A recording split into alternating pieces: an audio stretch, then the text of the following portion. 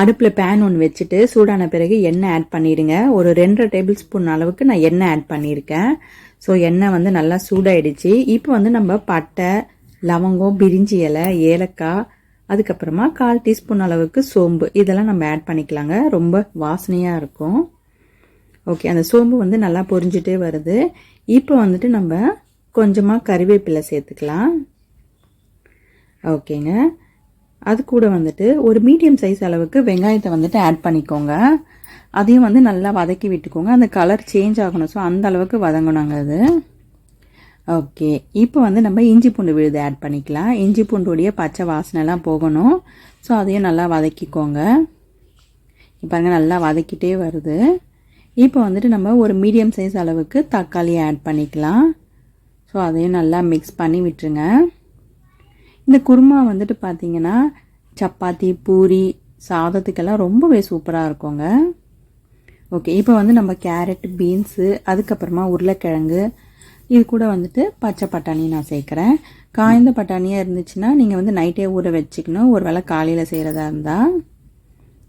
Okay, இப்போ வந்துட்டு நல்லா வதக்கி விட்டுக்கோங்க. காய் வந்து நம்ம தண்ணி ஊற்றுறதுக்கு முன்னாடி கொஞ்சம் நல்லா வேக வச்சிடணுங்க.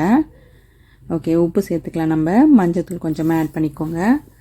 இது கூட வந்துட்டு நம்ம தனியாத்தூள் சேர்த்துக்கலாம். அதுக்கப்புறமா ரெட் சில்லி பவுடர் சேர்த்துக்கோங்க.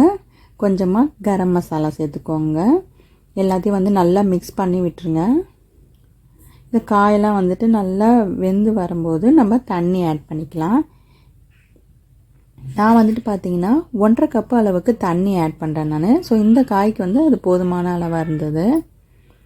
ஓகே, இந்த தண்ணியில் வந்துட்டு அந்த காயெல்லாம் ஃபுல்லாகவே நல்லா வெந்துடும். ஓகே, இதுக்குள்ளே வந்துட்டு நம்ம ஒரு தேங்காய் பேஸ்ட் ஒன்று ரெடி பண்ணிக்கலாங்க. உப்பு தேவைப்பட்டுச்சு அப்படின்னா இந்த இடத்துல நீங்கள் வந்து ஆட் பண்ணிக்கலாம். ஓகே, இப்போ வந்து 1/2 கப் அளவுக்கு நான் தேங்காய் எடுத்திருக்கேன். அது கூட வந்துட்டு முந்திரி ஆட் பண்ணிக்கோங்க. அப்புறமா வந்துட்டு பொட்டுக்கடலை, கொஞ்சமாக வந்துட்டு கசகசா ஆட் பண்ணிக்கோங்க. அந்த முந்திரி பதில் நீங்கள் ஊற வச்ச முக்கடையில் கூட வந்துட்டு ஆட் பண்ணிக்கலாங்க. ஓகே, இப்போ அந்த தேங்காய் பேஸ்ட் அரைச்சிட்டு நம்ம ரெடியாக வச்சுக்கலாம். அந்த காயெல்லாம் வந்து நல்லா வெந்துடுச்சு. ஸோ இப்போ நம்ம வந்து அந்த தேங்காய் பேஸ்ட்டை வந்து ஆட் பண்ணிடலாங்க. ஓகே, தேங்காய் பேஸ்ட்டு நான் ஆட் பண்ணுறேன். இப்போது அந்த மிக்ஸி ஜார்லேயே தண்ணி ஊற்றி அந்த குருமாவில் ஊற்றிடுங்க.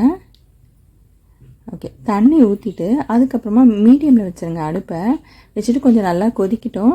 அந்த பச்சை வாசனைலாம் போயிடும். ஸோ நல்லா சூப்பராக ரெடி ஆகிட்டு வருது பாருங்கள்.